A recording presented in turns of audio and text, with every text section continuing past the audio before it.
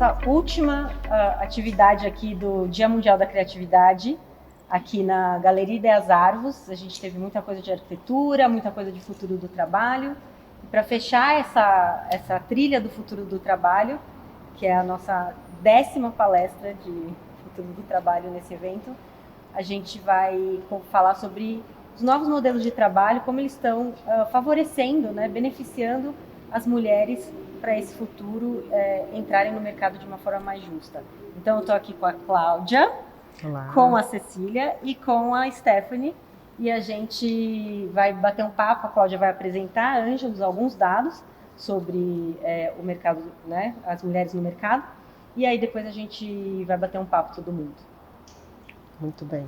Começa lá? Vamos lá. Então, boa tarde a todos. Obrigada aqui por estarem dividindo esse lugar conosco. O assunto é um assunto sério, eu diria, né? E eu digo sempre que a gente tem que sair daqui, pelo menos cada um de nós que está escutando e quem está escutando depois na gravação, com a sua missão, porque tem muito. E sem a ajuda de todos a gente não consegue mudar os números que vão começar a mostrar agora. Então, para a gente falar de futuro, vamos falar da atualidade, né? Onde é que a gente está com isso? Vamos passar? Então aqui era mais assim, o primeiro chat era para falar, olá, Fernanda, olhar a Cissa, então, olhar a Stephanie. Então vamos aproveitar. Vamos para lá. Já cada uma se apresentar, né? Então vamos lá. Então vamos lá. Pode começar. Eu começo. Bom, boa tarde também, gente. Obrigada pela oportunidade, é um prazer estar aqui nesse dia da criatividade com vocês. E eu sou Stephanie, eu sou fundadora da Oli, é uma startup que conecta pessoas. A gente conecta vocês com quem sabe do assunto, então a gente conecta mulheres principalmente por meio de videochamadas, e o que a gente vende é realmente conhecimento na área do cuidado, que é na área da economia do cuidado, que são as atividades que são muito identificadas com o feminino, mas que elas, na verdade, elas foram historicamente de responsabilidade das mulheres, mas cada vez que a gente vê mais mulheres entrando no mercado de trabalho, a gente vê que é preciso começar a compartilhar isso e que as pessoas também precisam acessar conhecimento para cuidarem umas das outras, e é isso que a gente faz ali na hora. E é um dos setores que a IA não vai conseguir modificar tanto. Justamente. Muito bem. Bom, prazer conhecer. Cláudia já conhecia. Prazer, Stephanie. Prazer, Fernanda. Obrigada a todo mundo que está aqui e quem está lá, né? Sou Cecília Russo Troiano, eu sou psicóloga, sou empresária, tenho uma empresa há 30 anos, a Troiano Branding. A gente trabalha com pesquisa com consumidor, gestão de marca, até design, e tenho uma vida paralela, quer dizer, além de gerir várias mulheres, eu tenho uma vida paralela desde 2007, vida paralela é engraçado, né? Eu sou escritora também e me dediquei nesses tempos, sou mãe de 2, hoje adulto já, Beatriz de 30, Gabriel de 27, mas desde 2007 eu já publiquei 4 livros com base em pesquisa, todos voltados para mulheres que trabalham. Basicamente se chama Vida de Equilibrista, é uma série, então tem Vida de Equilibrista, Aprendiz de Equilibrista, Garotas Equilibristas. E o ano passado, de novo, eu reeditei o Vida de Equilibrista, mas sempre nesse desafio de conciliar todos os pratinhos, né? É um pouco autobiografia de muitas de nós, talvez, né? Biografia de muitos de nós. Escrevo na Pais e Filhos, tem um programa na CBN, Sua Marca Vai Ser um Sucesso. Enfim, eu giro por esses pratinhos, e meu mestrado também é em gênero. Então, enfim, esse assunto para mim é muito bom, muito gostoso de estar aqui trocando.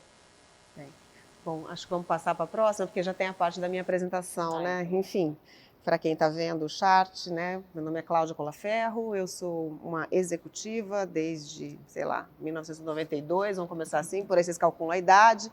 Também tenho 2 filhos, eu sou uma caipira de Tapetininga, eu chamo Cláudia pela revista Cláudia, então estou lá na revista Cláudia, esse é o 2º ano de aniversário da revista, é a minha fotinho no piano, aliás, 10 anos de aniversário da revista e eu tinha 2, perdão. E, enfim, a gente, depois de tanta vida nesse mundo de executivo e participando, né, de boards, os últimos 10 anos eu era CEO de multinacional, estava expatriada nos Estados Unidos, eu resolvi pegar aquela coisa que estava me incomodando, que eu era a única da sala, fazia muito tempo, né, e resolvi fazer uma coisa para isso, porque fui instigada a falar por que não tem tanta mulher na liderança das organizações, na liderança do nosso mundo. Na verdade, o resumo é esse. Né? E é esse o assunto que eu vou trazer para vocês, quer dizer, um pouco dos números e o que eu resolvi fazer então com essa dor. Eu resolvi abrir uma empresa, hoje eu estou então empreendendo, estou empreendendo há 3 anos, numa plataforma de realmente formar mulheres pela mão de mulheres que chegaram lá. Basicamente é isso, em parceria com os CEOs das empresas, porque sem eles a gente não anda com esse numerinho. Então, é para começar a história. Vamos começar a falar então dos nossos números? Vamos lá. Vamos lá. Real mesmo nos números é que, apesar, pode passar para o próximo. Apesar da equidade gerar resultados, isso são várias fontes. Eu trouxe aqui um apanhado e depois eu posso compartilhar para quem quiser esses charts, né? Os resultados dizem que quanto mais mulher chega lá, os números realmente delas, dos resultados dessa gestão, eles são muito, muito superiores ao número do homem. E aqui tem, obviamente, a hipótese que a gente pode conversar depois na roda, que é tão mais difícil para a gente chegar que a gente teve que ser diferenciada para chegar lá. Então não é que é só ter mulher que sempre vai ser positivo, vamos ser bem claros, a gente não está falando que a gente é melhor que homem, de maneira alguma. Mas é que é tão difícil que, de verdade, precisa ter sobrevivido alguma coisa de muito excepcional. Você tinha, os resultados mostram exatamente isso. O lado direito, ele fala o seguinte, a mulher tem um padrão de investimento do dinheiro dela, que a partir do momento que ela chegar nesse lugar de liderança, ela reintroduz o dinheiro dela imediatamente na economia. Então, a mulher, ela aumenta a qualidade de vida da família dela a partir do momento que ela ganha mais. Ela compra mais, melhores comidas, alimentação, ela investe mais na educação, ela cuida mais por ter este papel de cuidadora, ela pega o dinheiro a mais que ela recebeu e ela reintroduz. Então, o que se fala é, se a gente passar de verdade de 15% a 30% de mulheres na liderança, que é o primeiro número que a ONU está trabalhando, que sejamos 30% a partir de 2025, estamos longe disso, vocês vão ver, o PIB do Brasil dobraria nessa mesma proporção, porque o dinheiro seria reinvestido. Então, nós estamos falando de riqueza mesmo, né? E aí são mais números, não vamos ficar aqui, vamos para frente, por favor, mais um. Mais números dizendo dessa performance, né? E aqui mostra um número recente que eu trouxe da BlackRock, que é o maior investidor, fundo de investidor do mundo, e esse número agora, de final do ano.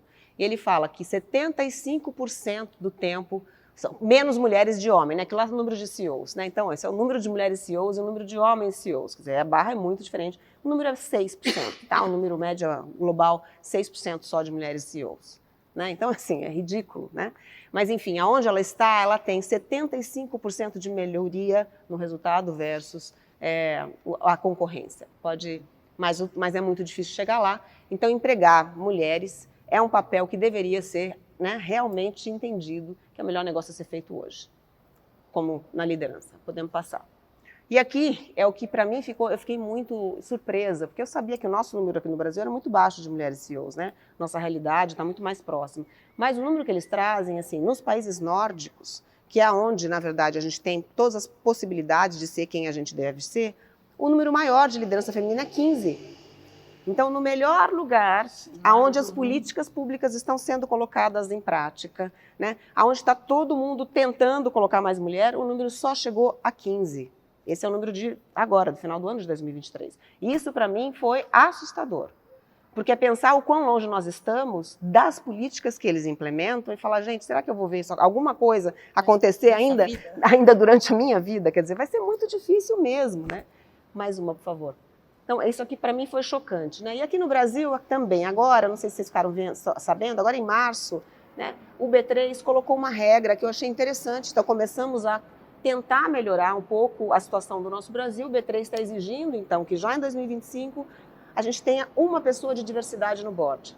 E aí, diversidade, nós estamos concorrendo com todas as outras. A gente é a maioria minorizada, né? A raça e gênero são maiorias minorizadas, né? As outras minorias realmente são minorias. E nós estamos concorrendo com esses incentivos com todas as minorias. Eu só quero deixar claro que eu não sou contra nenhuma minoria em particular, mas eu acho que a gente deveria tratar primeiro as maiorias minorizadas, porque eu acho que é onde a gente está devendo mais, né? Então, esse é o meu ponto. Então, uma pessoa já tem que ser colocada até 2025, obrigatoriamente. As empresas negociadas na Bolsa, né? E aí, a partir das novas, né, que entram no IPO, eles têm até um ano a se enquadrar, né? E no segundo ano, já esse número vai virar 2. Então, mas ainda engatinhar, né, gente, dentro do que a gente ainda tem de desafio, né? Aqui são algumas frases de muitos dos homens que a gente respeita, e todos são pró-mulher, pró-diversidade, pró-tudo. E por que a gente não faz, então, se o resultado é tão bom? Vamos lá? Né? Aí a gente está aí, né? Eu queria trazer o 30% é o que a ONU está pedindo, o Pacto da ONU está pedindo para 2025 e 50% em 2030. Gente, 2025 é o ano que vem. Não sei se a gente acordou para isso, né? Então, assim, é uma loucura. O número que está ali apagado, acho que alguma coisa aconteceu com a apresentação, o gap hoje, para que aconteça os 50% calculado, é de 131 anos. Considerando que a gente tem uma 30% só, né, de atividade no mundo corporativo, vamos dizer assim, ou da economia, são 5 gerações, mais ou menos, para chegar aos 50%. Então, 2030 é um número absurdamente impossível, ao meu ver, de alcançar, principalmente nesse período aí colocado pela... Esse foi a ONU. Nossa, saiu todo trocado esse negócio, que o meu é MEC, aqui não é. Podemos passar. E aqui são as empresas signatárias, e aqui o importante dizer é, o número em 2022 era que no Brasil éramos 15%, então, na liderança, e não estamos falando liderança sênior. Estamos falando, assim, desde gerência, líder de setor, quer dizer, colocando tudo isso na balança, o nosso número é 15%, a média brasileira. Então, assim, para virar 30%, nós somos 12 milhões de mulheres no mercado, a gente tem que virar 24 milhões o ano que vem. Então, qual a chance disso acontecer, né? Vamos lá. Então, eu estou trazendo todo o problema para a gente botar o problema no meio da sala aqui para a gente. Podemos passar. E aí, vamos lá, né? Eu acho que não é só a gente querer, a gente vai ter que identificar um pouco. E como eu estou, então, lidando com mulher, eu já lidei com mulher desde o começo início da minha carreira, e particularmente nos últimos 10, né? Muito diretamente. Tinha 5 mil mulheres embaixo de mim nos Estados Unidos. Vamos lá, a gente tem um probleminha básico, pode passar, que é o afunilamento que a gente fala, né? Quer dizer, como a gente sai das faculdades, eu não sei quantos de vocês lembram, né? Mas assim, as meninas têm notas, na maioria das vezes, melhores do que os meninos, sei lá por quê, enfim, não vamos falar do porquê. O fato é que somos, assim, tem uma performance nas faculdades, principalmente de mulheres melhores do que homens, nas notas, né? E aí entramos na maioria, nós temos de 55% a 56%, a base das empresas, lá embaixo, a gente entra na maioria até. Né? O problema que eu falo são as curvas de rio, são os cotovelos. O primeiro cotovelo que tem, a gente tem 55% em aprendiz, estagiário, né? Aquela parte analista e tal. A hora que vira para líder de setor, gerência júnior e tal, esse 55% já vira 30%. Tá? Coincidentemente, esse aí é mais ou menos os 30 anos. O que acontece nessa época de 30 anos? Maternidade. Então, vamos lá. Então, já cai aí metade, quase catapulta para fora do mercado. Pá! Né? Aí continuamos, né? De líder de setor, gerência e tal. Aqui é, né, uma liderança operacional. Né? Nós estamos 30% da liderança operacional das empresas. A hora que a gente vai para a liderança estratégica, que nós estamos falando de diretoria, aí sim de CEO ou de board consultivo, né? Ou board, né? Enfim, de qualquer maneira, esse número vai para a diretoria, vai para 12, 15%. Para C-Level aqui, a média é 5 e para board é 1, 2. E se tiver, então, a questão racial no meio, aí esse número é 0,01. Aí não vamos nem conversar, porque a coisa fica bem mais difícil. Então, assim, de verdade, as curvas de rio a gente vai ficando. Uma, eu tenho essa hipótese, né, que são as questões da mochila, que a gente pode falar, eu acho que é importante a gente conversar sobre isso. O quanto da nossa mochila a gente não divide e, portanto, desistimos.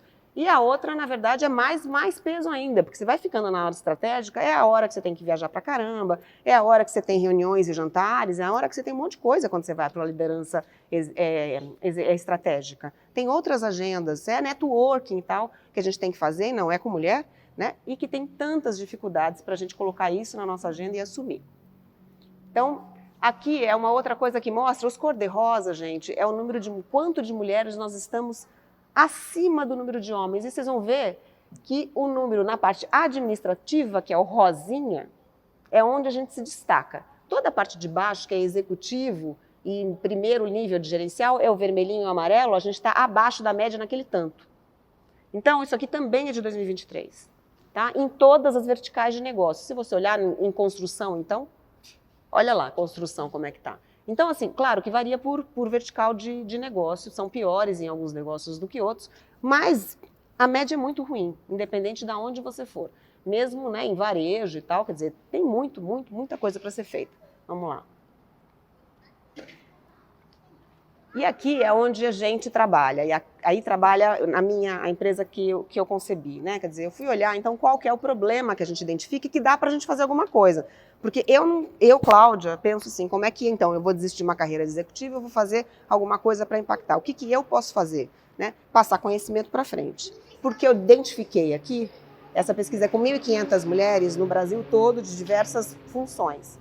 E a gente vê 60%, 55%, etc. e tal, de tudo quanto é coisa que eu perguntei, ela não planeja. Então, ela não tem meta para cumprir, 61% não tem meta, né? Objetivo, 55% não tem objetivo profissional na vida. O mais que me deixou bastante surpresa foi 54% não sabe o que veio, o que sabe fazer melhor que outras pessoas. Quer dizer, aonde é que ela flui mesmo? Fortaleza, onde é que ela performa melhor que as pessoas? Não tem noção. Também não tem noção dos lugares que ela tem maior desafio.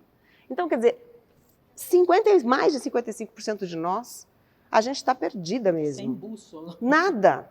Então, assim, se você não tem orientação para nada, nem para onde você quer ir, muito menos o que você tem que trazer para jogar esse jogo, vai ser muito difícil a gente chegar em qualquer lugar de destaque. Né?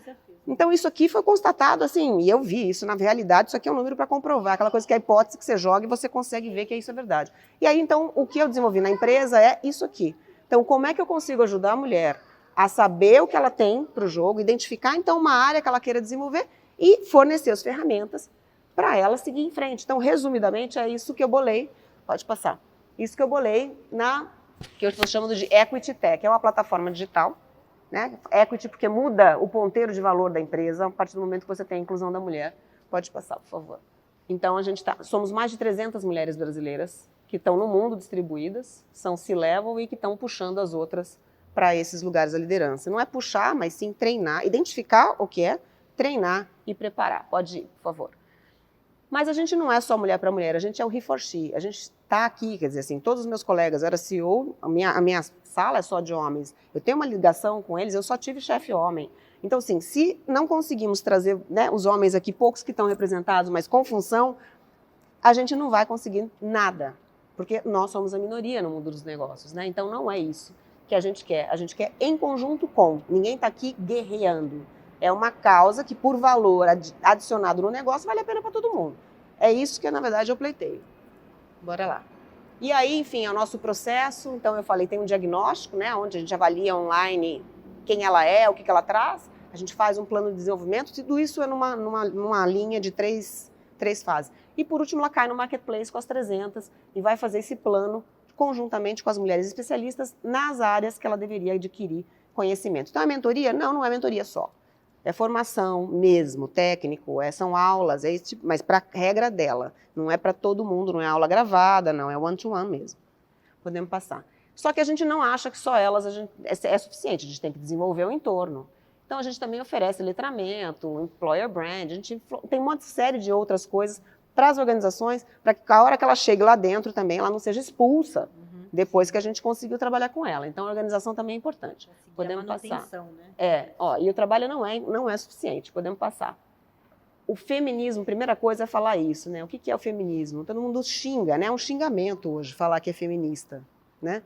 E o feminista nada mais é do que a igualdade, né? Ou equidade. Vamos colocar assim, que eu gosto mais da palavra equidade, que eu vou mostrar o que é equidade e igualdade. Pode passar, por favor. Os homens são contra o feminismo. E aqui, a minha hipótese, porque isso aqui é uma pesquisa feita pelaquela QG, sabe aquela revista de homens? 60% é contra o feminismo. Eu estou entendendo porque eles acham que feminismo é a gente achar que a gente é melhor. Só pode ser isso, porque igualdade eles não devem ser contra isso. Assim eu espero, mas é o que mostrou lá na pergunta. Então, eles precisam ter letramento. E aí vem a igualdade com a equidade, né? Igualdade é dizer que está todo mundo na mesma possibilidade se tiver uma vaga, né? E aqui tem aquela conversa sobre as cotas, que podemos lançar aqui também, etc. e tal. O que acontece é que, de verdade, você não alcança a fruta se você não tiver mais salto do que ele, porque você está numa desigualdade de possibilidades. Então, a equidade é você oferecer condições para que essa pessoa seja compatível com a outra. Não é oferecer a mesma coisa.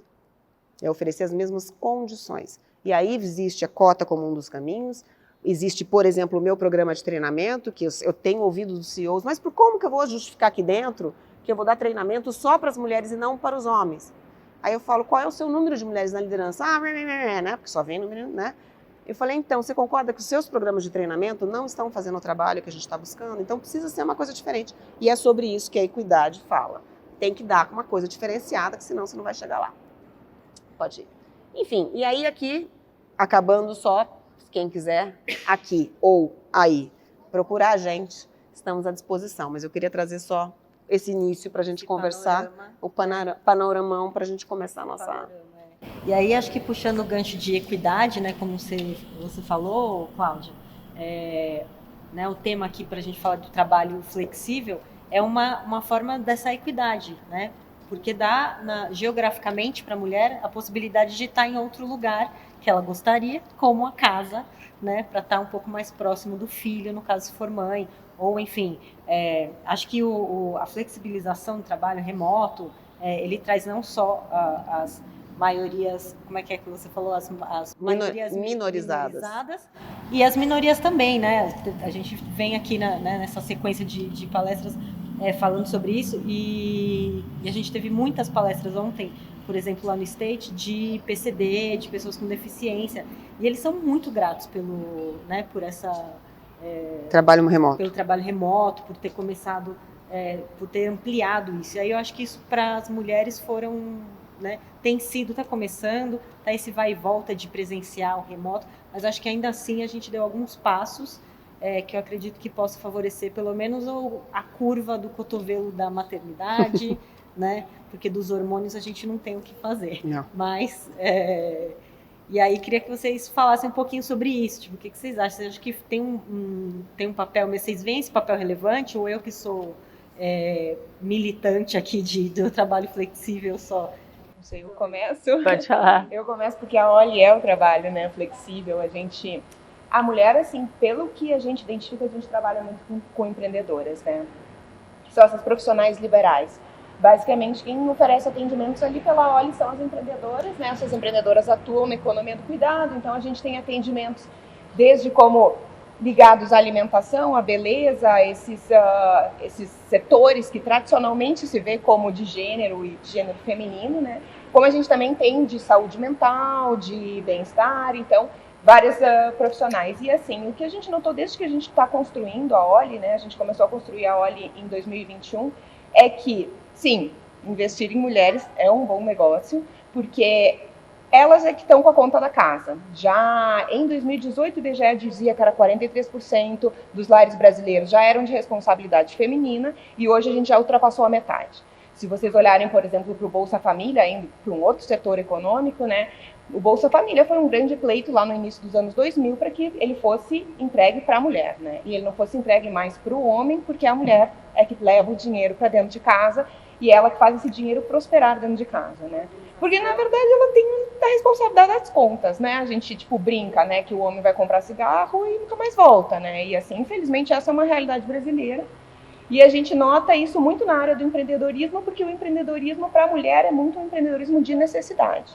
Então, um dado que é chocante é, por exemplo, quando o filho ou a filha ele é portador de alguma deficiência ou ele tem um problema de saúde mental, 80% dos lares são abandonados pelos pais. Então, elas ficam com a conta da casa, sim. Elas ficam com a conta da casa. E aí elas têm que empreender. E aí elas saem fazendo o que dá, sem planejamento, sem elas realmente equilibrando pratos. É isso, elas saem fazendo, né? E o que é a OLI, né? A OLI elas que atuam nesse setor, elas precisam manter, a gente surgiu ali na pandemia, né? Então era um momento que um dos grupos mais afetados economicamente pela pandemia eram as mulheres, elas tinham perdido seus empregos, a maioria trabalhava na informalidade, e ao mesmo tempo o que acontecia? Os cuidados estavam se somando dentro de casa, porque não eram mais as crianças indo para a escola buscar e levar, as crianças estavam em casa, aprendendo na escola, aprendendo em casa, né? Os mais velhos estavam doentes, quem estava cuidando eram elas, e assim, como é que elas estavam pagando a conta, né? E aí que eu entro para a questão da sustentabilidade, né? Você investir em mulheres, você trazer a mulher para a liderança, você permitir que ela trabalhe de forma flexível, é também sustentável. O que eu quero dizer essas mulheres que estão cuidando, elas estão garantindo que a gente vai ter força de trabalho no futuro, né? Porque se a gente não olhar para isso, a gente não vai olhar, a gente não vai ter, daqui um pouco mais força de trabalho, porque O que vai acontecer com a família em si, sabe? Essa questão do reinvestimento, né, que a Cláudia falou na apresentação, que a mulher reinveste, né, devolve para o mercado, né? Então isso também é um giro, torna um giro mais rápido, acho que, econômico. Só um contraponto também aqui, eu assim, sou super a favor da flexibilidade. Qualquer pesquisa que você faz justamente com mulheres é um pleito antigo, porque equilibrar os pratos e você ter que se deslocar não sei quantos quilômetros é uma coisa complexa, mas, de novo, acho que quando a Cláudia fala a coisa do fazer juntos, quando a flexibilidade vira uma moeda no mundo corporativo e associado às mulheres, acho que a gente faz um desserviço, porque, de novo, a gente coloca uma carga, tá vendo? Em mulher a gente não pode contratar, porque ela vai equilibrar os pratos vão cair. Então, acho que a gente tem que ter muito cuidado com fazer essa relação, com essa associação direta. Mais uma vez, flexibilidade do trabalho é bom para todo mundo, né? Eu costumo dizer que os ambientes corporativos, eles foram criados por homens à luz de uma realidade masculina. A gente estava na fala anterior, eu curtindo muito ver os espaços das escolas, então você vê como as escolas foram se transformando, mobiliário idem, em função de uma sociedade que vive diferente, que aprende diferente. Então, é também o ambiente corporativo mudar para homens e para mulheres. De novo, a Cláudia trouxe a ideia da equidade, que eu acredito muito. Então, acho que tem iniciativas que a gente precisa dar esse gás na mulher. Olhe, Ângelos, todas essas olham a mulher, mas a gente olhar para a flexibilidade sem trazer mais um estigma para o nosso lado, porque de piadas eu sei todas relacionadas à mulher, né? Então vou contar só uma, tá? Para não gastar muito tempo. Então estamos lá numa reunião, homens e mulheres talvez se identifiquem. Todo mundo, entra alguém na sala de reunião e entrega um bilhetinho para uma mulher, para a Cláudia. Cláudia, naquela posição que ela teve, entrega um bilhete, a Cláudia olha o bilhete, é um bilhete da escola, ela olha e fala, pessoal, desculpa, mas ligaram da escola e eu vou ter que sair, porque meu filho, enfim, está na enfermaria, caiu, está na enfermaria. Cláudia sai, todo mundo se entreolha e fala, putz, tá vendo? Dureza, né? Fala baixinho, né? Porque hoje em dia pega mal.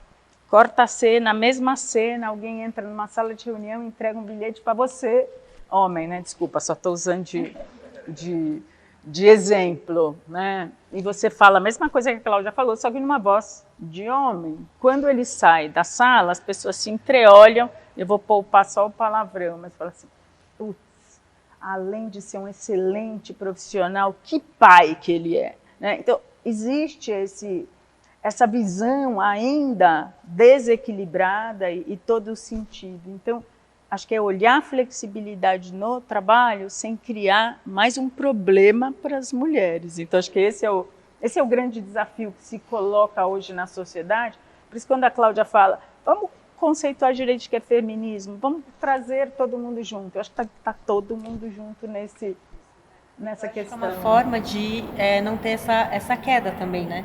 De ter uma entrada, ou entrar, né? Porque daí eu posso também estar com o filho e trabalhar, como com as outras coisas.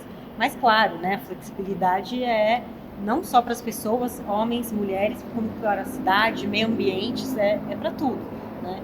Então acho que é uma coisa a mais para tentar facilitar o nosso caminho. Pois é, eu acho que tem que ser como uma coisa temporária só para a mulher, se for o caso, né? Assim, a gente viu com o negócio da pandemia, o número é 131 anos, né? Como eu falei, para mudar a questão da equidade, né? Antes da pandemia era 100. A pandemia colocou mais uma geração na frente, porque a gente desistiu, porque todo mundo foi para casa. Todo mundo foi para casa e o serviço de casa ainda, essa mochila que eu falo tanto, não foi dividida. Então, assim, eu, Cláudia, não vou para a política, mas se eu fosse, eu ia ser ferrenha na questão de licença familiar e não de maternidade ou paternidade. Parental, que eles falam, né? E para mim, assim, eu sou sonhadora, né? Então, por que não sonhar no ideal, né? Já que vai sonhar mesmo, não vai acontecer enquanto eu estiver viva. Então, para mim, o meu sonho são 6 primeiros meses, a licença da mulher. Porque não tem como substituir nossos hormônios e nem eventualmente uma cirurgia e nem o leite que espirra e tudo isso, não tem como, isso aí é uma questão... A gente é animal, gente, não precisa, antes de falar de gênero, a gente tem que falar, a gente é bicho. né? O bicho, mulher, foi feito para parir. Então, essa parte não dá para dividir. Então, é nossa essa parte. A hora ela voltou aqui no 6º, vem o pai e fica os próximos 6. Isso vai ser bom para casa, para a criança, para a questão emocional, principalmente para a próxima geração. Então, eu sou a favor da licença parental. 6 primeiros mulher, ela volta, só para dizer, ela tem que voltar e sair da casa dela. Senão não adianta nada, o cara vai ficar lá no sofá. Não, porque não é porque ele é mau, não entendam mal, é questão cultural. Tem mulher que não deixa o cara fazer nada também. Tá tudo aqui na nossa cabeça, na deles, na sociedade toda. Nós não vivemos num lugar diferente deles. Não é uma questão, eu não aponto o dedo para o homem, não é isso. Tá tudo dentro da nossa cabeça por séculos, amém. Então, a gente precisa dar espaço para que eles entrem. E eles vão entrar e vão fazer um monte de coisa errada, gente. E é isso. A gente faz um monte de coisa errada quando quer aprender coisa nova. Então, deixa o cara errar, deixa o cara ir, solta. Eu gosto de, até complementando, Cláudia, costumo dizer que a gente saiu de casa, mas a casa não saiu da gente, né? E, de novo, os homens, né, eles têm um jeito deles fazer. O jeito de trocar a fralda, o jeito de fazer comida. Se a gente falar para eles, não faz desse jeito, é a maior chance deles não fazerem na segunda.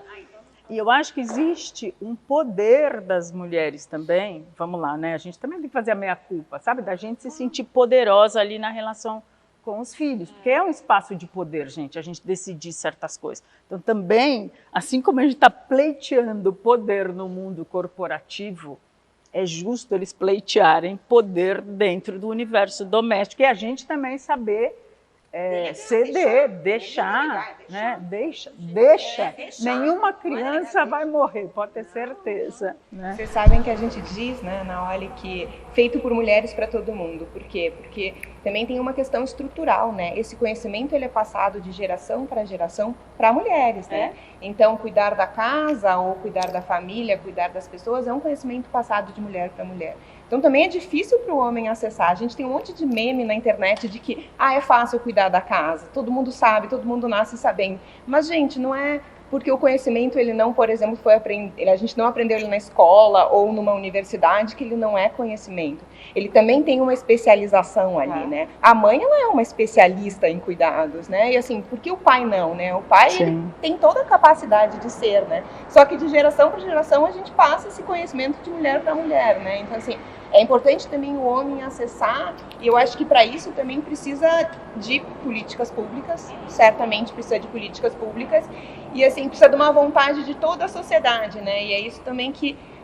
vai garantir o bem-estar das gerações futuras, né? Porque hoje a gente vê, assim, a gente está tendo uma crise de saúde mental, né? A gente quase só escuta sobre esse assunto, e tem muito a ver justamente com todas essas discussões que elas estão, e toda essa sobrecarga que principalmente está nas mulheres, está causando exaustão e que está tendo um impacto em todo o bem-estar social. Foi interessante que ontem a gente estava fazendo um outro painel sobre trabalho flexível, e aí um cara falou assim, ele falou, não, para mim foi ótimo, e aliás, né, para mim também, que eu tive meu filho na pandemia e meu marido ficou em casa e, né, e ele, para mim foi ótimo, é ótimo porque eu posso trabalhar de casa e eu inverti, né? Agora eu sou pai, não sou pai, sou pai. Aí tipo, mas por quê? Né? Cuidar é só mãe? Né? E aí a gente ficou nessa discussão de, e o pai não tem o cuidado? Né? Não cuida? Como é que... Né? Mas é interessante isso, a história trazendo até o flexível, né? O quanto a mulher dentro de casa, especialmente a mãe, ela é muito mais... Acho que esse é o preço também da pandemia, né? Estavam os dois trabalhando dentro de casa, mas a mãe era sempre a mais acionada, a gente é que estava também com o botão mais ligado, quem tem privilégio de ter alguém que trabalha em casa, né, ajudando ali nas tarefas do lar, ela parece que ela sempre vai falar com a mulher e etc. Então, também tem esse desequilíbrio dentro de casa para a flexibilidade ser efetiva e positiva para os dois lados. Ela também é desigual, né? Assim, a flexibilidade também penaliza, às vezes, muito mais a gente. Foi interessante a forma que ele falou assim, agora a gente inverteu e ela está trabalhando fora e eu fiquei em casa, né, com todo orgulho, e bem que legal, mas como se falou na apresentação, né? Se fosse uma mãe falando, então agora eu vou ficar em casa, porque ia ser normal, é isso mesmo que a mulher tem que fazer, né? Assim, pensando. É o esperado. E aí ele falou ali na frente de todo mundo como se fosse, nossa, agora eu fico em casa para ficar legal, tá bom, né? Que bom, né? É um passo, né? Então eu acho que é bem estrutural mesmo. Então a gente é difícil, então, são várias camadas que a gente tem que desdobrar, né? Não só no trabalho, mas com todas as coisas, com todas as outras situações. E é interessante, Cláudia, que, né, o portfólio Vai da Angelus está aumentando para essa manutenção e essa educação também nas empresas para os homens, para todas as pessoas, porque tem isso, né? Também a gente tem a barreira de entrada. Aí depois que entra, ir para se manter, né? Exato. Ir para se manter e conseguir desenvolver. Não, que é aquela curva que eu falei, quer dizer, você entrou, ok, entrou 55, né? Aí com 30, pum, metade vai embora, né? A outra mais metade cai de novo. Então, assim, é o afunilamento que a gente tem que ficar de olho, né? Não é a entrada, a gente tem acesso inicial a tudo. O problema é que existem as forças dos dois lados. Aqui é muito duro, que o flexível pode amenizar, mas o lado de cá é a gente, cara. A gente também tem que fazer, tem políticas públicas para apertar, enfim, é tudo. Por isso que eu falei, a gente tem que sair daqui pensando que o problema não é do outro. O problema é cada um de nós. Eu sempre faço um convite e pergunto, né? Vocês fazem assim, o imposto de renda com quem? Porque eu falo, troca é contadora, cara. Começa pelo seu ecossistema no entorno. Tenta ajudar nesse sentido. Troca essas parcerias e fornecedores. Se vocês querem realmente ajudar a que alguma coisa aconteça para desenvolver mais as mulheres, faz uma rede, dá seu cheque para mais mulher, né? Começa a atuar no seu entorno, porque as políticas públicas vai depender da Cláudia ir lá, virar deputada, sei lá o quê, para poder fazer esse negócio. Não vou, né? E assim, né? E é um assunto muito difícil, então assim, eu acho que a gente precisa começar com o que dá para fazer, né? Mas precisa fazer e precisa fazer todo dia, é igual meditação.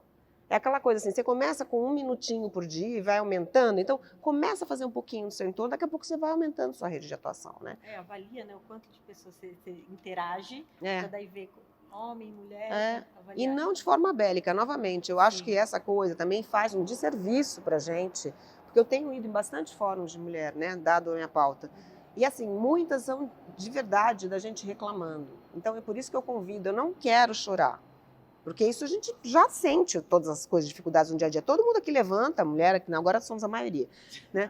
Todo mundo levanta e vai pensar, gente, em que roupa vai colocar. Se vocês vão pegar transporte público, quem é que vai pensar em coisa primeira? Qual a roupa que eu vou?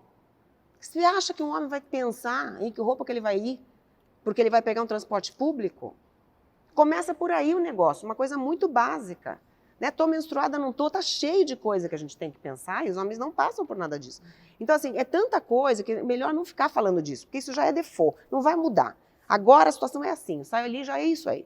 Então, o que eu posso fazer para tentar amenizar essas coisas? Que está no meu poder. Vamos parar de chorar e vamos tentar atuar. Né? E aí é fazer isso, né? Quer dizer, é procurar empresas que estão fazendo isso, é rodas de conversa que estão fazendo a gente pensar e trazê-los para essas conversas, né? Trazê-los para essa conversa. Não é uma conversa de mulher. De batalha, né? É uma conversa de sociedade, que é feita por parcerias. Então, assim, eu não quero participar só de empresas, de rodas de mulher. Eu quero participar de rodas que eles tragam o homem. Porque sem essa parceria, a gente não vai para lugar nenhum. De jeito nenhum. Não vai caminhar em nada, vai ficar só a gente chorando aqui. Entendeu? E aí, falando em soma de dificuldades e desafios, né? Então, mulheres negras, né? E aí, enfim, cota, não cota, como que vocês entendem esse caminho para facilitar, de alguma forma, essa inserção, até que elas consigam se desenvolver? Esse acho que é um dos temas centrais hoje, né? A questão das cotas e a Cláudia no começo trouxe a questão, né, da equidade. Então eu vejo as cotas no sentido de dar possibilidades no momento de largada. A gente está muito defasado. A Cláudia trouxe os números, gente. A gente está falando de 100, de 200 anos. Então eu vejo as cotas como uma possibilidade de dar uma largada, mas sem eximir a questão de trabalhar nas bases e na raiz, porque você põe a cota lá e não resolve o problema na origem, a gente está mascarando um problema e empurrando um problema mais para frente. Então, é a mesma coisa da educação. Se você só colocar as cotas na questão da universidade, não olhar para o ensino básico, né? Eu sei que estamos ampliando, mas a questão das cotas é muito mais ampla do que só a questão de gênero. E não olhar como fez a Coreia, como faz a Escandinávia para o ensino básico, nós vamos continuar com o gap. Eu resolvo lá na frente, mas o resto está todo podre. Então, acho que é a mesma coisa. Quer dizer, eu acho que a cota ela acelera no caso das mulheres, e acho que sim, né, algumas determinações são importantes para ter números em conselhos, em cargos de liderança, mas se não tiver trabalhos de formiguinha, Olhe, Ângelos e companhias todas trabalhando nessa direção, nós vamos criar um caminho oco. E aí é que eu acho que mora o perigo, porque você fica com uma falsa ilusão de que cota resolve. Mais uma vez, sou a favor de cota como um programa temporário de aceleração, mas olhando para trás, porque é na educação, é na questão de mulheres, principalmente questão de raça. Se a gente colocar as mulheres negras, gente, é triste, né? Nós temos uma que chorou, para falar disso, uma mulher negra que ela chorou, ela falou assim, gente, né, difícil, né, com a Dania Reis, a gente estava conversando, e aí ainda nordestina, porque também tem esse outro tipo de preconceito. Aí você vai tendo camadas de preconceito que se somam, né? Elas são as que mais somam vulnerabilidades, né? E aí até, agora pensando um pouco na apresentação da Cláudia, né, e na necessidade de colocar, por exemplo, mulheres e mulheres negras nos conselhos das empresas, né? Eu sou voluntária no Grupo Mulheres do Brasil, né, e no Grupo Mulheres do Brasil elas têm um projeto para conselheiras, e aí eu lembro de uma apresentação que eu estava acompanhando no ano passado, e eu estava com uma amiga, ela é negra, e aí a apresentação era justamente, estava a Luísa Trajano dizendo, gente, eu preciso indicar pessoas, as pessoas pedem para mim indicações, eu quero realmente indicar mulheres negras. E aí essa amiga olhou para mim e ela disse assim, cara, nunca deixaram a gente passar de analista, agora querem que a gente vá para conselho? Como assim? Sabe, a gente não está preparada, sabe? E aí, assim, e a gente não pode negar que nessa parte do cuidado, que sempre foi de responsabilidade das mulheres historicamente, quem no Brasil cuidavam eram as escravas, né? E quem eram as escravas eram as mulheres negras. E a gente ainda, quem são as empregadas domésticas são as mulheres negras, né? Então quem está mais vulnerável são elas. E assim, e eu sobre cotas, eu não falei no início, mas eu sou doutora em ciência política. E assim, durante o doutorado eu fiz ali na USP, né? A gente faz várias disciplinas em que a gente ajuda ali dentro da sala de aula, né? E ali dentro da USP você já tem uma experiência de anos com cotas. E assim, se eu comparo a minha sala de aula de quando eu fiz a graduação com uma sala de aula hoje, é um ambiente totalmente inspirador, porque você vê um ambiente diverso e você vê várias pessoas ali. Claro que isso traz desafio? Traz. Os professores e professoras têm, por exemplo, um desafio com a bibliografia, que a bibliografia é em inglês. Aí essas pessoas não têm o mesmo nível de inglês daquele que veio do colégio particular, aquela pessoa que veio do colégio particular é normalmente branca e etc. Mas, assim, o convívio, o que acrescenta isso para o jovem, para o convívio social e para ele entender sobre diversidade... Ainda mais na carreira que você estava falando. É algo que muda tudo, assim, sabe? Então, eu acho, assim, dentro da empresa, eu acredito que tem o mesmo impacto, assim, porque nada como conviver com o outro para saber o que o outro sente, o que o outro passa, e para justamente ter empatia, né? Sem dúvida, sem dúvida. E aí eu acho que colocando, né, para a gente ir para o fechamento aqui, colocando também a gente, né, a mulher ou a mulher negra, quem for, né, nosso meia-culpa, né, que aí a Cláudia, que muito, acho que inteligentemente, coloca esse primeiro treinamento né, esse diagnóstico, porque e todas aquelas faltas que você colocou, que a mulher não tem a meta, né, que a maioria não tem, não, porque a gente também tem uma questão de insegurança, claro, por todo o contexto, mas assim, tem outras coisas que têm que ser trabalhadas internamente também, né, daí do lado da mulher, né, se tem que trabalhar o mercado, tem que trabalhar também com as mulheres com ela. E aí como que vocês veem? Porque a gente tem também essa questão, eu acho que de insegurança é algo crítico, assim, né, paralisa, né, para ir buscar desenvolvimento. O fenômeno da impostura, que não é síndrome, né? Não é uma doença. Não. Só para começar a colocar aqui, ninguém nasce doente, não. É um fenômeno realmente desses vieses que estão introjetados em todos nós, né? ele, pelo menos a nossa base, né, do que a gente encontra dentro da plataforma de mulheres entrando, né, todo mundo tem uma questão com autoestima. Ela pode ser menor ou maior, mas é uma questão, né? Todas nós achamos em algum momento do dia ou alguma tarefa que a gente vai realizar que a gente não vai dar conta. Isso passa por todas, né? Então, essa é uma questão que primeiro a gente já identifica, e dependendo do grau, isso vai para uma questão mais profunda, que a gente indica até especialistas, mas tem que se buscar uma coisa mais aprofundada para tratar trauma, para tratar outras coisas, né, que não são ferramentas de desenvolvimento, são questões mais individuais, e outras realmente são práticas. Que eu falei da meditação é uma delas, mas assim, tem N práticas que a gente, né, e para nós isso é mais importante, porque é mais frequente, porque esse lugar que a gente foi colocada para dar conta de tudo é um lugar infeliz. Então você nunca se acha, né, com a capacidade de fazer tudo, e não faz mesmo, e não é para fazer. Né? Então, para você falar isso, não é para fazer, você precisa estar bem lá dentro da pele que você tem. Né? Senão, para se permitir isso, não dou conta. Né? Isso aí é para você estar muito bem dentro da pele. Então, e isso vem com práticas, e isso sim pode ser alimentado. Né? Você falar com outras, né? Ter rede de mulheres, trocar e ver que você não é a única que não sabe, que não dá conta, que faz cair prado, né? Já começa por aí. Né? E, enfim, e tem N coisas que vocês quiserem, me procurem, depois a gente conversa mais. Mas o fato é que eu acho que a gente precisa tomar conta da gente mesmo. Cuidar, se nutrir de uma série de maneiras. Senão a gente não vai para frente. Não, vou pegar carona do cuidar da gente mesma. E eu acho que esse é um dos grandes pontos. Quer dizer, a gente tirar essa capinha da supermulher, e aí todos os recursos do trabalho são bem-vindos. A gente que se pôs a capinha da supermulher por uma série de fatores, alguns externos, real, o mercado de trabalho faz a gente ter que ser essa super... Mas a gente também se põe essa capinha de supermulher. Então, assim, perfeição não funciona, os pratinhos vão cair, e eu acho que a sabedoria, isso é o que eu acabo falando, eu continuo com a metáfora dos pratinhos, é a gente saber separar os de cristal dos de borracha. E aí é o seguinte, para cada uma de nós, né, Stephanie tem os seus, Cláudia, Fernanda, eu, a gente sabe quais são os nossos de cristal, cuida deles. Os de borracha, gente, deixa cair, vida que segue.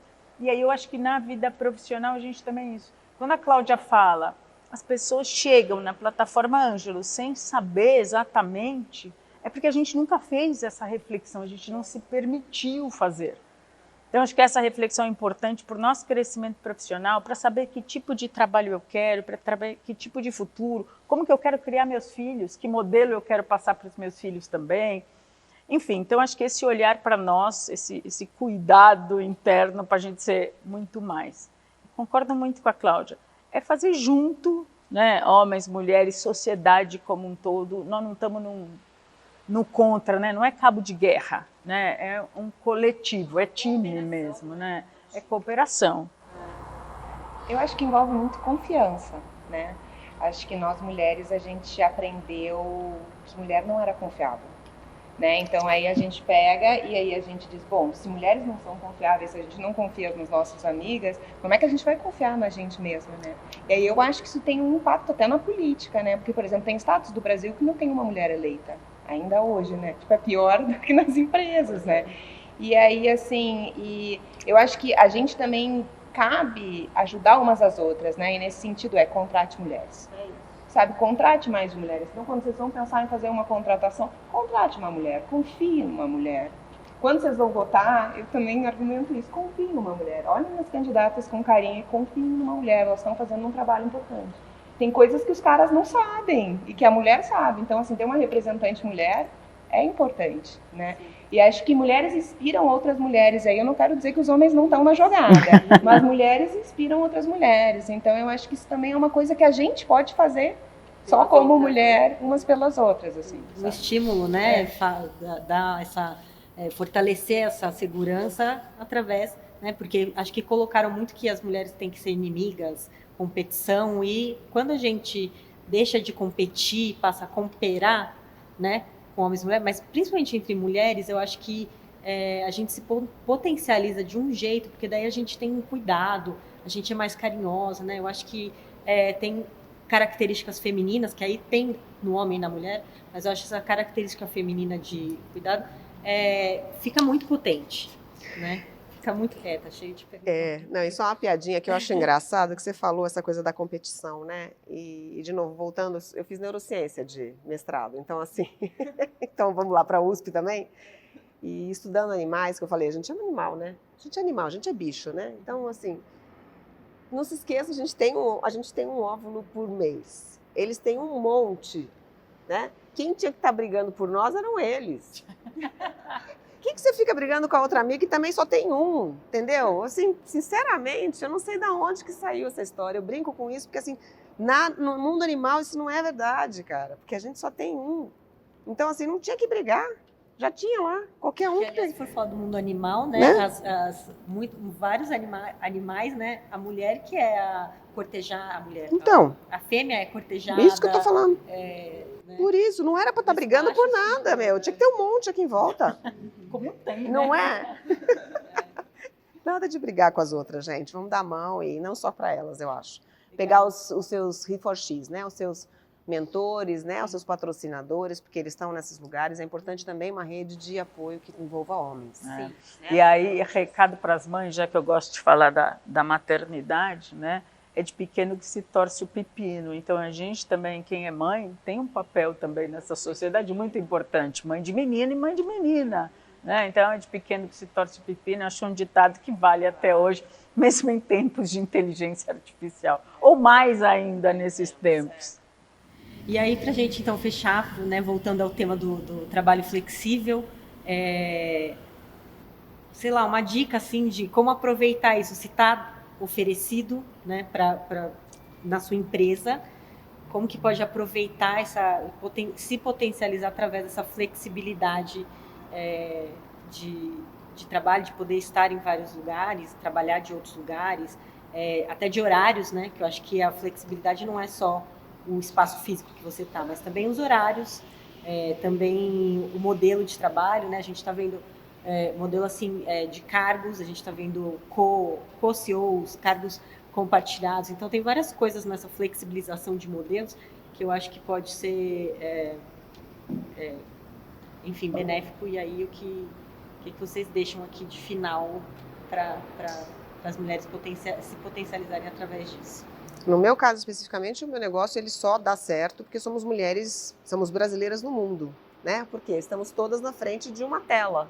Então, você acessa especialistas, mulheres incríveis, né, por estarmos no remoto, né, por estarmos com esse acesso todo que o digital traz. Né? E todas nós, então, temos nosso horário que a gente abre as brechas para caber esses atendimentos e tudo mais. Então, eu acho que isso, para mim, eu nunca achei que o digital fosse me escravizar, que todo mundo é contra a tecnologia, fica falando, mas daí você vai ficar escrava. A tecnologia está aí para te ajudar. O seu uso, o mau uso ou o bom uso da tecnologia que vai fazer com que a coisa não aconteça. Eu sou partidária de que o mundo flexível, inclusive de horas, né, isto é, você está com o celular na mão, você resolve a sua vida inteira, em qualquer momento, faz videoconferência, resolve aqui, tempo inteiro, a hora que você quiser, você decide. Então, eu acho isso muito benéfico para a mulher e para qualquer indivíduo, na verdade. Porque para mim, liberdade é tudo na vida. Não é, a responsabilidade está lá da entrega. Você faz isso na hora que você conseguir fazer, entregando. Então, eu sou super partidária disso. Né? E acho que a plataforma só conseguiu ser do tamanho que ela é por conta disso também. Então, estão atendendo lá na África do Sul, estão em Londres, estão na China, estão no México. Por quê? Porque está todo mundo ali em frente de um aparato que entrou por causa do mundo flexível e que está colocando essas mulheres, se levam na frente e disponíveis para tantas outras. Então, no meu caso, eu acho que isso né? o acesso. Até de Não, mulheres. Acho que é um caminho irreversível. Esse eu acho que é o bom fruto da pandemia. Acho que talvez seja o único bom fruto da pandemia. Essa nova relação com o mundo digital. Você vê empresas surgindo exatamente por conta disso. Né? A gente, na Troiano Branding, está no modelo híbrido. Acho que para mim está sendo maravilhoso, porque eu tenho os dois mundos, o melhor dos dois mundos. Então, o modelo híbrido para nós funciona super bem. E a gente tem pessoas que trabalham fora do país. A gente tem uma operação agora começando em Portugal. A gente tem gente que trabalha conosco, 2 pessoas em Londres. Uma que acabou por transferência do pai indo para a França e veio conversar conosco assim, puxa, será que dá? E nós falamos, por que não? Né? Isso não seria possível, né, pré-pandemia. Então, eu acho que essas possibilidades hoje são irreversíveis, que a gente saiba usar sem abusar. Sem abusar, eu acho que a gente tem a responsabilidade, como a gente tem responsabilidade hoje com inteligência artificial e com outros recursos da tecnologia, mas eu acho que assim, é irreversível, é um benefício para a empresa, para a saúde mental, para a convivência, para a relação entre casais, para qualquer coisa. E para resultado, tá? Ainda também tem esse outro bônus, porque nós não estamos com empresas piores e com resultados piores por conta de modelos totalmente digitais ou híbridos. Acho que sim, tem seus impactos, né, positivos, assim, também tem alguns impactos negativos. Acho que na área do empreendedorismo, a gente tem que chamar a atenção, por mais que a gente seja uma plataforma que permite trabalho flexível, que é a questão da exaustão, né? E aí a exaustão está muito ligada com o tanto que a carga que a gente acumula, né? Para muitas mulheres não tem escolha, né? Ou assim, ou elas afirmam que não tem escolha, né? Mas assim, pensar, olhar para aquilo de forma crítica e pensar assim, será que nesse ponto não tem escolha de eu realmente encontrar um balanço, né? E assim, e buscar ajuda também, se a coisa passou do ponto, né? Porque a coisa pode passar do ponto, né? A gente vê muita gente trabalhando aí em trabalho flexível, que está acumulando várias jornadas justamente para conseguir colocar a grana para dentro de casa no final do mês. E assim, e é exaustivo, né? Então, assim, acho que cuidado com isso, assim, sabe? Porque a gente tem que cuidar do nosso bem-estar, a gente tem mecanismos, coisas que a gente pode buscar meditação, a gente pode buscar práticas, e assim, 5 minutinhos dá para parar, né? Então, assim, acho que tem tomar cuidado só, porque eu realmente acho que é irreversível, eu acho que é benéfico, acho que assim, nos tira do trânsito, em São Paulo, por exemplo, nos tira do trânsito, já é uma coisa maravilhosa para qualquer pessoa. Transporte público, nos tira do transporte público, né? Em São Paulo você tem uma média, eu não me lembro agora exatamente de quantas horas as pessoas passam por dia no trânsito, né? Então, assim, nos tirar disso é mais produtividade. Né? Mas a gente sabe que é muito mais. Então, né? Então, poder trabalhar de casa, poder trabalhar de forma flexível é uma vantagem, né? Mas eu acho que tem que tomar cuidado, né? Porque também tem aí as mídias sociais, a gente sabe que está adoecendo as pessoas, né?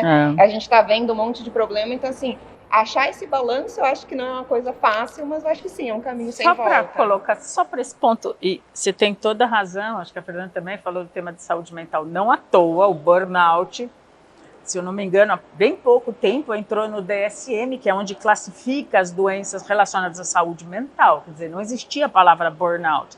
E ela veio, eu acho, para tangibilizar aquilo que estava assim, na boca de todo mundo, mas não tinha um diagnóstico. Então, esse é um problema sério da sociedade contemporânea. A pandemia foi um experimento, né? E não é o remoto normal, que a gente tinha que ficar em casa e ficou daquele jeito. E tem uma questão da gente não ter sido ensinado, na trajetória, tanto em escola como no trabalho, a fazer autogestão, a se organizar por conta própria e sem alguém mandando. Sim. Então a gente tem essa trilha ainda para fazer também de aprendizagem, para que seja, para que seja, porque desde a escola, né, a gente era o professor, né? Agora que as escolas estão um pouco mais enfim, montessoriana, tal, que trabalha por projeto, né?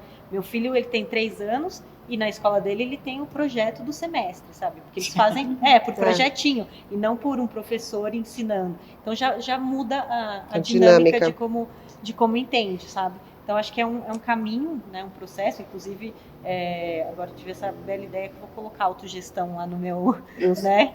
Da Angelus, muito importante. Que eu acho que é uma coisa importante. E acho que é isso. Então, obrigada, meninas. Obrigada pela troca. Prazer. Obrigada, Cláudia. Obrigada, viu? Obrigada, parabéns pela. Começou a ficar frio aqui. E é isso. Então, assim, a gente finaliza a trilha do Futuro do Trabalho, que aconteceu aqui no World Creativity Day, nos dias 20 e 21 de abril de 2024. E espero que no próximo ano a gente tenha ainda mais pessoas falando de futuro do trabalho, que acho que é um tema que vai cada vez mais tem que ser educado, né? Que também a gente educa para construir, aproveita esse momento de mudanças, né? Do que a pandemia causou, até de mudanças sociais, para a gente construir formas melhores de trabalhar para todo mundo. Obrigada. Obrigada. Bom.